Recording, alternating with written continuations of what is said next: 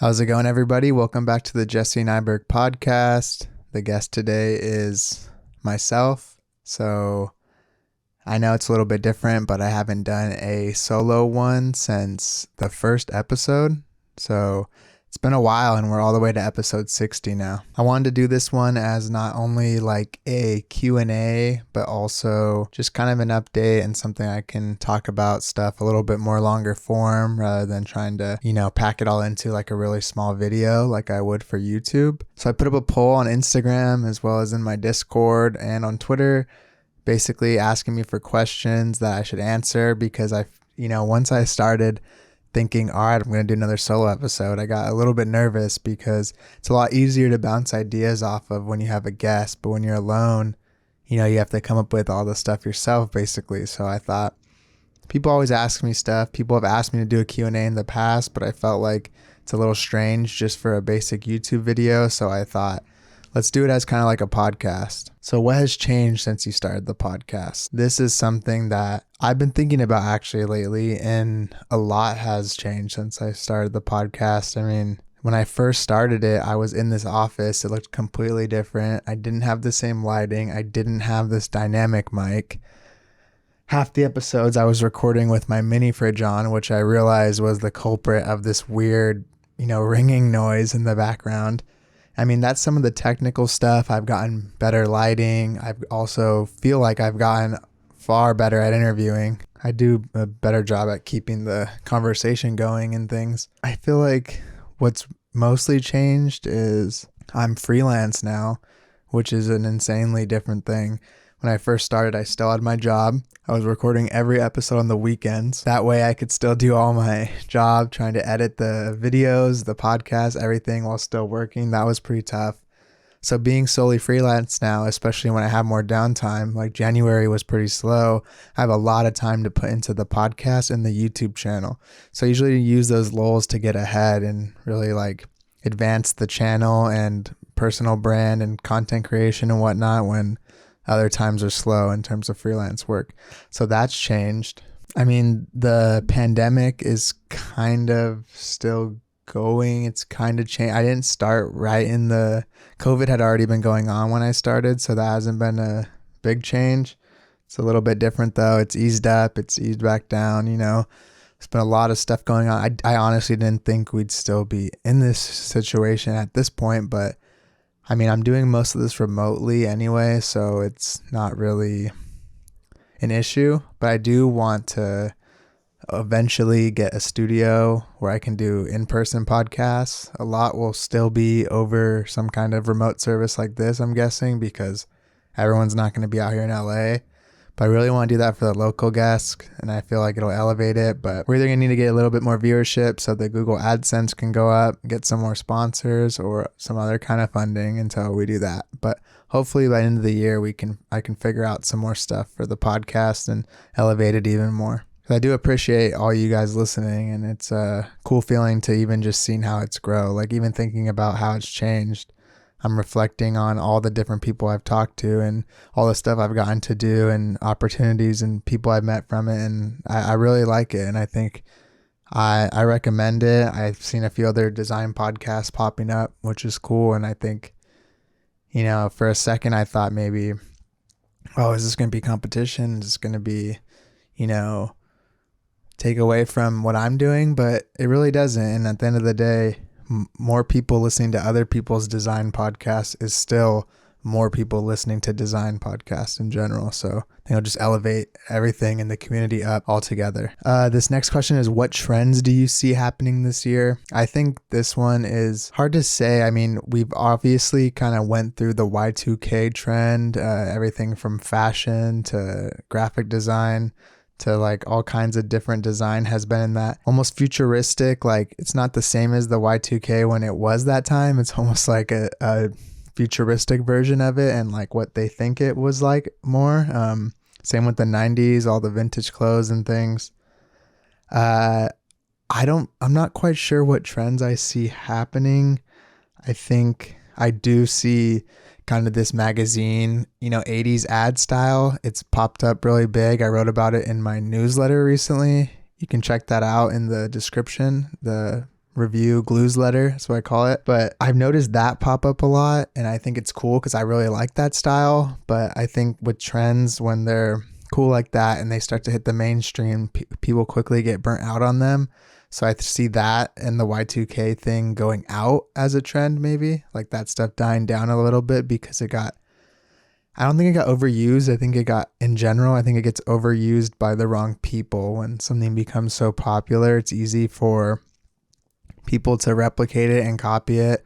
And then it can get kind of watered down and worse as it goes on. Like I see that a lot within the 3D community and stuff. It seems like there's, a handful of people that have kind of elevated this style of like chrome and 3D and different human figures and stuff, and it's all kind of trickled down all the way to like the people that are still learning, and it's everything kind of starts to look similar sometimes. That's also happened with plastic textures, the copy scan texture, things like that.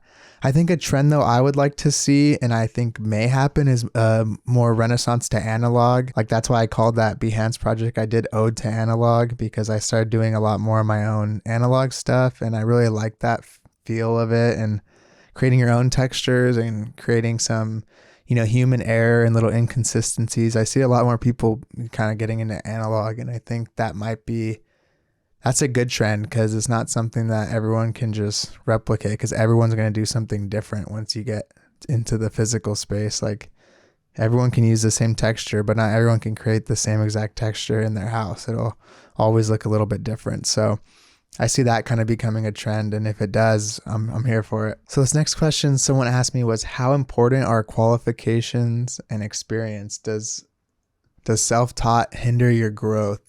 And I always think that, like, I'm not self-taught personally. I am self-taught, but I did go to school. I feel like it's hard to say. Like, I don't think it's one or the other. I taught so much of myself stuff. Probably 80% of what I know is self-taught or learned from experience, but I also did go to college. I don't think being self-taught necessarily hinders like your growth or your potential or anything. If you're a good designer, you're a good designer. If you've learned how to do something and do it well, any type of creative you are, even artist, photographer, then I think you're going to be all right and you're going to make it for yourself. But I don't think, self-taught is for everyone. Some people don't have the discipline, or some people don't have the groundwork or the resources to do all this stuff for themselves. I think we live in a world where everyone wants to romanticize, doing stuff on your own, being a freelancer, not going to school, kind of like, people say like Bill Gates dropped out of college or Steve Jobs or whatever, shit like that. But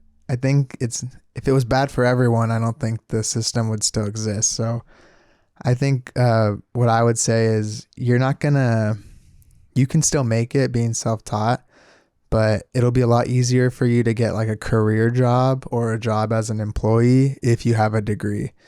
Because you have to excel really high up for them to look over that. It's a stupid system, but that's the game we're in. And I think some people spend so much time trying to change the game that we're playing that they don't even end up playing it, Like sometimes you just got to do what you got to do. But I think it's up to you. If you have the resources, especially if you live in the non-US, it's easy to go to school. It's like free. Seems like, from all the people in Europe I talked to. So this one was kind of interesting. So someone asked, which guest has impressed or surprised me the most? And it's hard to name just one thing, but I think I'll name some of the things that have kind of surprised me. So Foy Graphics, Foy, she a talented designer and musician. I had her on recently, and I always thought that she was this like indie artist who does this drone music that happens to design. And I was surprised when she's actually a graphic designer, and that's her main passion. And the music thing was just like a side project. It just happened to blow up also. That was an interesting one. I was very impressed by Intranet Girl. I thought our conversation flowed super well. She was very well spoken. She told the ideas that she had. She expressed them in great detail. She's easy to talk to, and just overall seemed like a really cool person. And that was one of my favorite episodes personally. And I also think it was cool hearing more about her background and her parents being kind of higher up scholars, and her having this computer science degree and kind of doing this YouTube 3D thing by accident and kind of blowing up. And I felt like that one just had a lot of cool little intricacies in it. Kesey also from Black Market, that was one of my other favorites. It was really cool hearing the story of him pretty much starting this company by himself, sending people, pictures. I'm going to start this asset company with, pictures of paper lying around and plastic and things. And now he has I think 4 or 5 employees in this whole ass studio and office and in Idaho, I believe. And that was cool. Another thing that really surprised me, Hannah Webb, the Obanoth, she was or Theo Baneth. I'm sure that was one of the things we talked about. People don't know how to say her name, but she's a really talented artist who paints on acrylic, and she's so talented and has so much reach online. I was super surprised when she told me that she still has a day job. And I think that she was kind of an anomaly in that situation. Like, she had the potential and she had the resources and the income to be a full-time artist, and she still decided to work and bring in that extra income. And I thought that was an interesting approach, because it seems like most people, the first second they can stop what they're doing and go full on like working for themselves, they will. But she took a different approach. So that was cool, kind of hearing that other perspective. All the guests I've had on, to me, are interesting and impressive and usually surprising, and because I don't know a lot about them most of the time. Some are my friends beforehand, some are my friends after, during, before.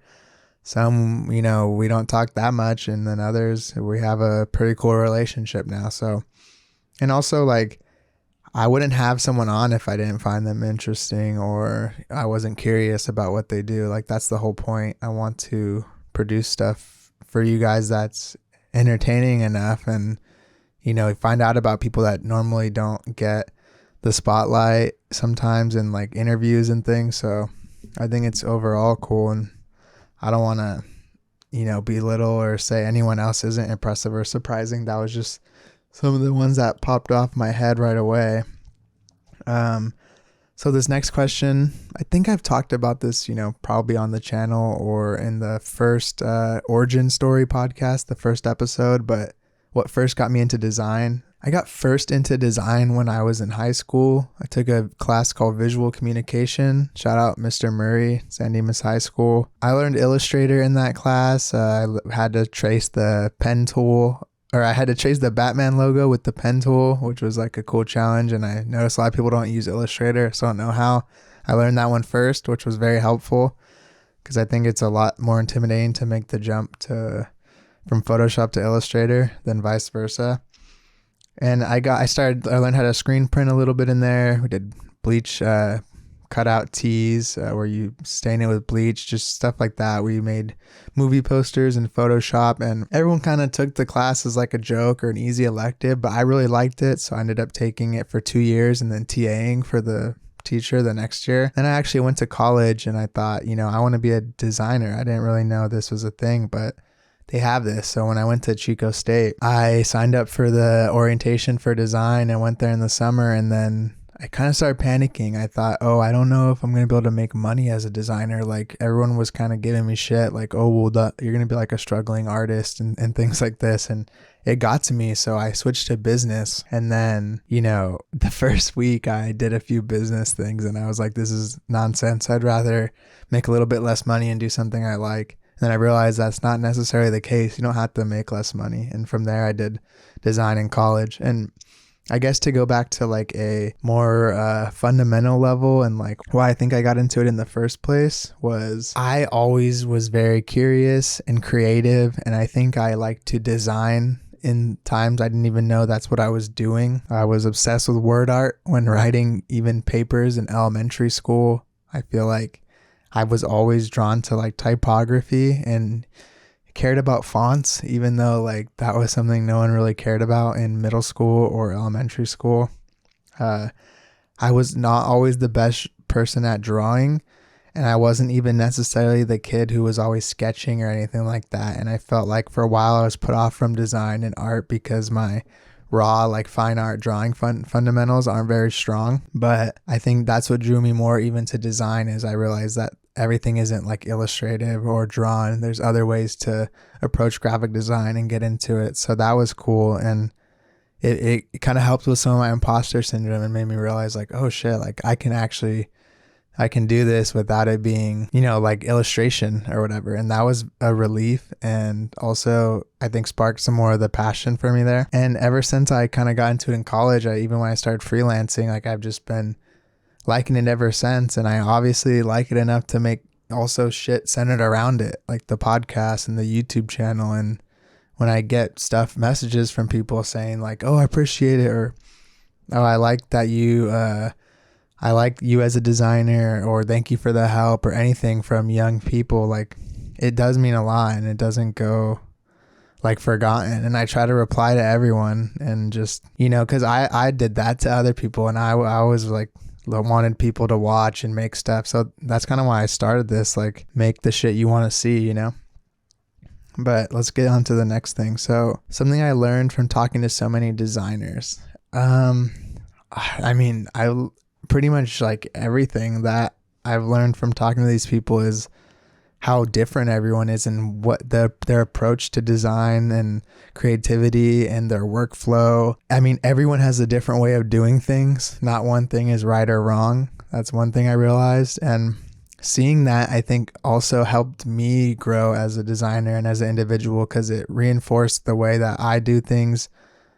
It can be like correct. It's not, or not even that. There is no correct. It's that what I'm doing is fine, and that my workflow is fine. This person's workflow is fine. So is theirs. It's doing things the way you want, figuring out a system that works for you, and sticking with it. I think that's what I learned that a lot of these people have done, and including myself trying to do that. And that's like kind of a relief and an inspiration both in itself. I also learned that the right type of people don't need higher education, but I say the right type of people because I spoke about this a little bit earlier, but I don't think skipping higher education is recommended for everyone. If you don't have a path, or you don't know exactly what you want to do, I don't think it's a bad idea to go to university, college, whatever it is that you have. And I think like we should hate on it in the ways that it's wrong and exploitive, but we should give it a chance and try to be objective when we talk about people pursuing their careers, because I know it can be scary not knowing what you want to do, and that time in your life helps you figure stuff out. I always tell people I don't recommend for myself that I like learned a lot in design school, but I don't regret going. The stuff I learned from being there and stuff was very valuable. Another thing that I learned was that there's a big divide in who people like are aware of and know. So Aaron Draplin, a lot of people tell me to have him on the podcast. I already have. So, maybe I'll link that in the description, or you can check it out. I think it was episode 9. But there's people I know in Europe and other parts of non-US that didn't even know who he was. And I was so surprised, because he's been my favorite designer pretty much since I got into design. And I always looked up to him, and having him on was just huge and very like a cool accomplishment for me in its own right. But a lot of people didn't know who he was, and I was surprised. And I was like, especially in Europe. But then they knew people like these younger designers like Obi and Japari, Mona Thomas, people like that. And I didn't even know who they were, and they almost had this bigger draw than Aaron Draplin, and bigger intrigue from the younger designers in the community. So that kind of thing is something I learned, is like, not everyone knows the same stuff or is into the same types of design as I am. And it made me realize like there's even more, so many little niches and pockets and communities in this space than I even thought. This next question is, how has the way you approach design changed due to the podcast? So like I said before, it helped reinforce my workflow, and know that what I'm doing must be kind of working, because it's worked for me so far. And I've also leaned more towards like art, I guess you could say. Before, I used to probably be a little bit more in the tribe of design isn't art, art's for you, design is for, the client or whatever. But I realized that they're not one or the other, There's a lot of mutual relationships between art and design. And a lot of the stuff I just post online is art, because there is no real purpose from this graphic design that I'm creating unless I'm communicating a specific message or creating something for a client or trying to solve a problem, then it's more art than it is like traditional design. But I'm a designer, I would say, not an artist. So I think they live a lot more together. And I've learned that there is like, they do coexist. And I think that that rigid way of thinking is it's one or the other is old school. And I don't think that's the approach for the future. So I've learned that, and that kind of freed me up to be more experimental, I think, and kind of feel like I found my voice a little bit more and my style in terms of just creating often. Less imposter syndrome, more confident, I think, just from doing this, it's like helped me, bounce ideas off other people, hear what they have to say, hear how they do things. And, every single person you meet knows something that you don't know. So even if you take a little bit from them, it helps you like in the future. It can help you as an individual grow. It can help you grow as a designer, just as a creative.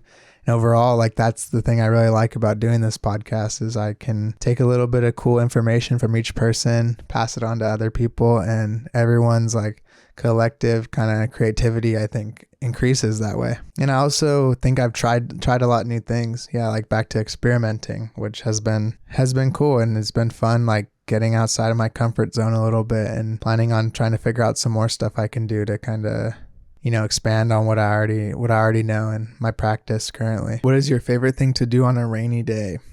My favorite thing to do on a rainy day is either, hang out with my girlfriend, relax, watch a movie, TV show, preferably a TV show. I get kind of bored watching movies at the house, but like when it's just in that environment, like going to the theater. Reading, I like reading when it's raining. I like working when it's raining too. I know that's not like chill vibes, rainy day, like people like more associate that with relaxing, I feel like, but I like the ambiance of hearing the rain and like the cloudy skies and just working with the window open. That's one of my favorite things to do. So probably those three, or play some video games too. So someone in the Discord asked me this and I wanted to touch on this one, and I feel like, I don't know, sometimes I don't think I have the most popular opinion on this subject, but they say, how do you balance creating and taking breaks to prevent creative burnout? So I feel like from talking to a lot of people, it seems like the greatest people at things kind of maybe sacrifice their mental health or free time or breaks or the chance of having a burnout for the sake of achieving something they really want to do. And I think a lot of people don't like hearing that, because the other camp of people, there's this whole other side of things where I also kind of agree with that. We need to advocate for mental health, and we're not just born to work and then die. But the same people that do this really hard work and maybe don't take as much breaks as you should, they also say like, oh, mental health, or you need to take breaks, but they didn't really practice what they preach. And I feel I do that sometimes, where I try to be an advocate for free time and not working yourself too hard, but then I don't do that. So maybe there's a method to the madness on working too hard and risking the burnout. Maybe risking the burnout is the only way to achieve like something really great, but I'm not sure. I haven't quite figured it out, but I would say I balance it by just more enjoying the grind, I guess you could say, or enjoying the creative process. I don't look at everything I do as work. I look at the client work, and when I worked a day job, a lot of times meetings, the money stuff, organizing, that's work. But when I'm creating stuff, especially for myself, or when I'm creating stuff for this channel or doing a podcast, I don't look at those things as work. So even if I already worked for a long time that day, 6-8 hours or something, and then I have to do this other personal thing, it's more of like a hobby. I think we live in a weird space as designers and as creatives where our hobby, or something we would do by choice, is also the thing that sometimes we are forced to do as a job or have to meet deadlines of. And it creates this weird balance of like trying to escape and do the thing you love, but then also the thing that you love is the thing that you're escaping from. So it's a strange dilemma. So I think it's hard for me to give advice on this one, because you need to find what works for you. If only working for 4 hours a day works for you and you still get everything done, it's amazing. Working for every day for a few hours, but you don't take days off works for you, cool. If you go really hard, 3-4 days, 10 hours, 12 hours, and then you take the other days off, that's cool. I heard someone talking about, like, this is like kind of a dumb analogy, but they were talking about whiskey. There's this whole debate around whiskey on how you should drink it, ice with a mixer, whatever, what's the best way. And this company, Buffalo, that makes the whiskey, like Buffalo Trace, they asked the guy that created it, what's the best way to drink whiskey? And he said, the way that you like it.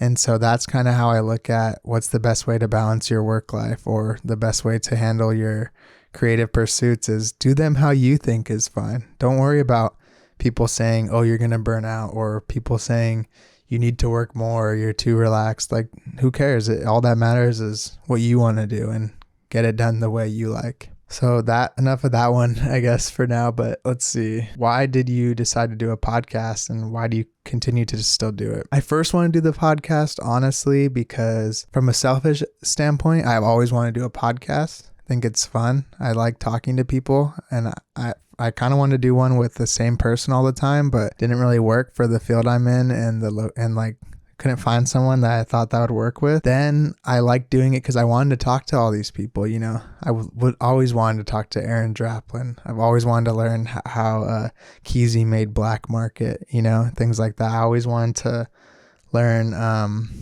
from all these different designers and things, and like their stories, and how we are the same and how we are different.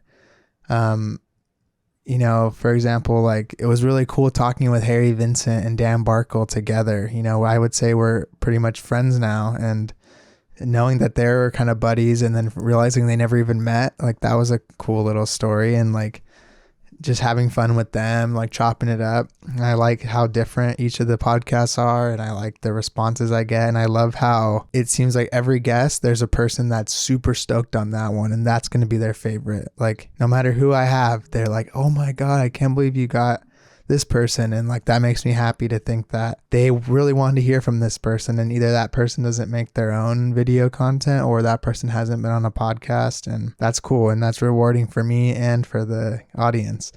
And also is other design podcasts, and there always was, but I always felt like they focused on the people like Draplin and things, but they stopped there. They stopped at the service level. They stopped at the service level, and they didn't go past just the heavy hitters. You know, they went for the Avengers, and that was kind of it. They didn't experience everyone in the universe. And that's what a lot of people say they like about the podcast too, is I have on these younger people, and maybe people they can relate to more, or people that have more of a mystery to them, or people that haven't already been on 10 podcasts or been interviewed by the future a bunch of times. So that's cool. And that's why I continue to do it, because it's fun. If it wasn't fun, or if I didn't want to anymore, I wouldn't. And maybe I should put a little bit more weight on it, but you know, I'm going to do what I want to do, and I want to do this for now. So I hope that it can continue to grow, so it starts to, you know, generate money, and then we can make it even cooler and better, and just expand on it from there. And maybe I'll do some more solo shit like this. I don't know. Maybe you won't even like this. Maybe you will, but we'll see. The hardest part about recording a podcast. So to me, the hardest part is feeling comfortable in front of the camera, or feeling comfortable talking to the other person for an extended period of time, and knowing that as the host, you bear the burden of keeping the conversation good.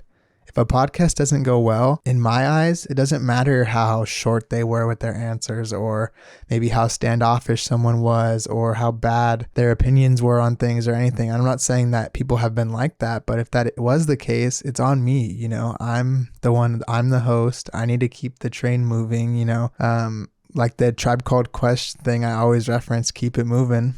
I always like to live by that. And that's the hardest part, is I don't think that myself in public, talking to people, small talk and things, is my best attribute. And I think I find it hard sometimes to carry conversations in real life. But I think what's rewarding and challenging at the same time about the podcast is keeping that going like that. But I notice with design and art and creativity and things like this, and the internet culture and, you know, NFTs, whatever it may be, I'm interested in all that stuff. So it's easy for me to kind of keep it going and pivot. And I feel like I've gotten a lot better, which is cool. But I think that's the hardest part. I listen to some other podcasts, and, you know, they'll have on great guests, and they'll not know how to ask them interesting questions. They'll interrupt them. That's one thing I struggled with early on. I got a comment, I remember on the first Harry Vincent podcast saying like, in a nutshell, like, shut the fuck up. I wanted to hear the rest of his answers. And I kind of got, tilted by that. And I went and re-listened to it. And he thought, I was kind of interrupting him when I didn't let him finish. And then I get better at that. I learn. And there's a fine line between carrying the conversation if you need to, letting people talk, but not letting it drag on too long. I think there's a skill to it that I'm continuing to shape and grow. But overall, that's the hardest part, is the communication stuff. Sometimes the technical shit's annoying and it can get hard, but that's not much. I'm sure I'd have a lot more gripes with that if I was doing the in-person studio and had a multicam set up and stuff. This next question is tips or things that changed your workflow. This is, I guess, a little bit more design related. Biggest tip that changed my workflow, I don't know if it's a tip, but thing I did, adding more analog aspects into my design. Created a lot more randomness, made it a lot more fun, made it a lot more haptic, tangible, doing more handmade collage. I really liked that. Made my work a lot less replicable. I wasn't using the same black market copy scan texture as everyone else. And, I've done that. We all do that and we continue to, but I get it. Like it's easy and it's accessible, but it's fun to do things in a way that, you're only doing them that way. Non-destructive editing. It's my biggest tip. It's creating smart objects, creating copies, never deleting files. Don't rasterize things if you don't have to. Create everything in 300 DPI or something, at least from the get-go, so it's ready for print just in case you need it. Keep backup files, like just, trying to clear up space or make things run faster and stuff. I get that. But that's prioritizing like short-term speed and comfort for like long-term, safety. I never want to have a file I can't edit or go back to, things like that. So I try to make sure all my editing's non-destructive. If I rasterize or change type into an object, I create a copy that's still the editable text in case I want to go back and change it, things like that. And then texture's a big one because it's one of my favorite things. And I think one of the things that helps my work stand out in one of my skills sets, but trying to make sure it's not a crutch. I think that a lot of the day and age we use like texture and these effects and assets and things as a crutch that can kind of lift up a weak design to like okay enough for people to enjoy it, where I think we should use that stuff as a little finishing touch, not the fundamental of the whole thing. Make sure your fundamentals and the poster and everything looks good, in black and white if you have to, or without texture, or in its simplest form. Like make sure you check out the composition, check out the hierarchy, check out how your typography's tight, like things like that before adding like texture and little finishing touches, because, they can make a good design great, but they can make a shitty design look even shittier and weirder. We've all seen people throw plastic texture on like a print flyer handout thing, and that doesn't look good. So I'd say that's a big tip. Like make sure your fundamentals are there before anything. How did you come up with your personal style? Where do you look for references? Content wise, how do you decide what messages you want to put out into the world? Okay, that's a long one, but I don't really necessarily think I have a personal style. I think there's a little bit of me that runs through everything. And Fwa, when I did the podcast with her, helped me kind of realize that. And that helped with, my confidence a little bit, honestly. And maybe I do have somewhat of a style, but I didn't come up with anything. I don't know how I came up with things looking somewhat similar when I do them. I think just as you work over time, you start to replicate the same things that worked and find stuff that you like. And it's a kind of amalgamation of all the inspirations and stuff that you've seen over the years, all put into your own little spin on it. For references, I always recommend, getting old books, magazines, reference material, just everything outside of graphic design world. Look at that for inspiration. Like, don't go on Instagram for inspiration. Don't get me wrong, I love Pinterest and things like that, but you can easily fall into an echo chamber if you're only getting inspiration or reference for things that are in your own community. It's nice to look at other things, anime, furniture, old magazines, movie posters from back in the day, like fine art, outside even, like nature as inspiration. All that stuff I think will help your stuff look less replicated, as well as like those help you have ideas. One thing I do for ideas also is just allowing myself to be bored a little bit and not have my mind stimulated by my phone. So like going for walks and things, I think of the best ideas on there, and then I'll write them down in my notebook, then transfer them to like a Word doc or whatever later, and then use those for reference and inspiration. And for messages, I mean, I just put out into the world whatever I'm feeling at the time. It can be, bullshit. It could be a joke. It could be not so serious. It could be something serious. Not all the time, but sometimes I have important things to say. But I think having a message is important, but it has to be like, it doesn't have to be like something super intense all the time. It can just be, the message is, look at this thing that I was experimenting with, or look at this new take on this color. Like that can be the message in itself. You don't have to be super deep or political about it all the time. Okay, getting a little tired. I'm used to talking to another person, but I've just been talking the whole time. So this last one is, how do I get the name for Permanent Glue, and any advice for naming a small studio? I got the name Permanent Glue on Modern Warfare 2. Call of Duty. I used to quickscope, used to be in clans, things like that. Yeah, I used to have a clan called Gods, and it was like, we'd all have dumbass like Greek gods names. Gods Hades, that was mine. God Zeus, things like that. And I got really over it and like kind of embarrassed of it when I hit like the end of middle school or early high school, whenever the kind of year after Modern Warfare 2 was out. So I was in the lobby and I asked someone like, what should I change my Xbox gamer tag to?